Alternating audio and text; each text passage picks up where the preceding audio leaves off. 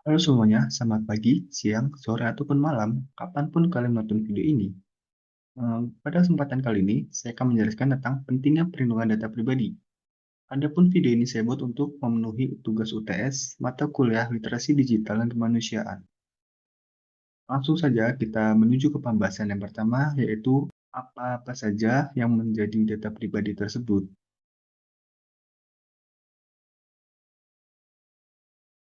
Nah, kita masuk ke pembahasan pertama yaitu jenis data pribadi. Menurut RUU PDP Pasal 3 Ayat 1, data pribadi itu dibagi menjadi dua, yaitu data pribadi yang bersifat umum dan data pribadi yang bersifat spesifik. Apa sih yang masuk dalam data pribadi bersifat umum ini? Yang pertama, menurut pasal RUU PDP Pasal 3 Ayat 2, yang masuk dalam data pribadi bersifat umum yaitu nama lengkap, jenis kelamin, kewarganegaraan, agama, dan atau data pribadi yang dikombinasikan untuk mengidentifikasikan seseorang. Lalu apa sih yang masuk dalam data pribadi bersifat spesifik?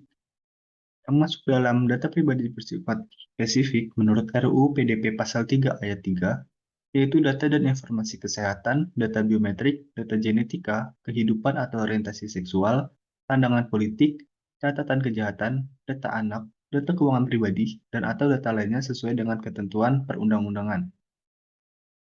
Lalu bagaimana jika data pribadi hilang, dimanipulasi, bocor, atau gagal dilindungi oleh PSE?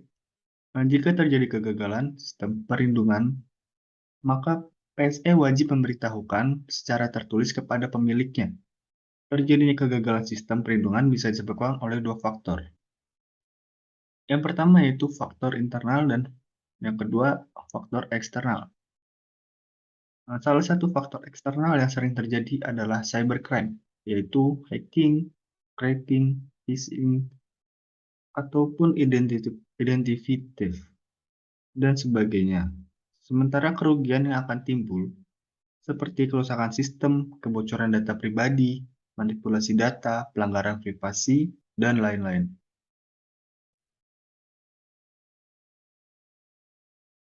Lalu apa sih pentingnya perlindungan data pribadi? Apa yang membuat ini penting?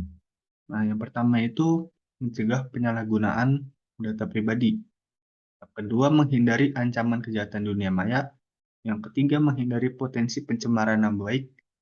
Dan yang keempat, terciptanya hak kendali atas data pribadi. Lalu langkah apa saja yang bisa kita lakukan untuk melindungi data pribadi? Nah, yang pertama yaitu memastikan data terenkripsi. Setiap situs memiliki sistem keamanan enkripsi untuk memastikan data tergoda dengan aman. Contohnya seperti Secure HTTP atau yang disebut dengan HTTPS.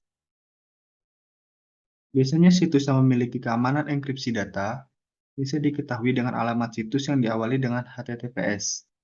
Selain itu, keamanan juga bisa dilihat dengan gambar gembok di eh, adanya logo gembok di kiri atas sebelah tautan situs.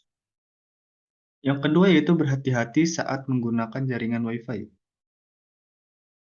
Kita semua harus berhati-hati ketika sedang berada di tempat umum dan menemukan Wi-Fi yang bisa diakses secara gratis. Jaringan Wi-Fi ini bisa disalahgunakan oleh orang yang tidak bertanggung jawab yang yang tidak bertanggung jawab untuk mencuri data pribadi. Biasanya menggunakan akses poin palsu yang jika seseorang login, maka data pribadi tersebut akan dicuri oleh orang yang memiliki jaringan. Yang ketiga yaitu waspadai tautan phishing. Saat ini banyak sekali tautan yang mengatasnamakan instansi atau organisasi. Dalam beberapa kasus, link tersebut dapat mengarahkan ke halaman login palsu sebagai jebakan dan mencuri data. Gimana sih cara kita buat menghindari tautan phishing ini?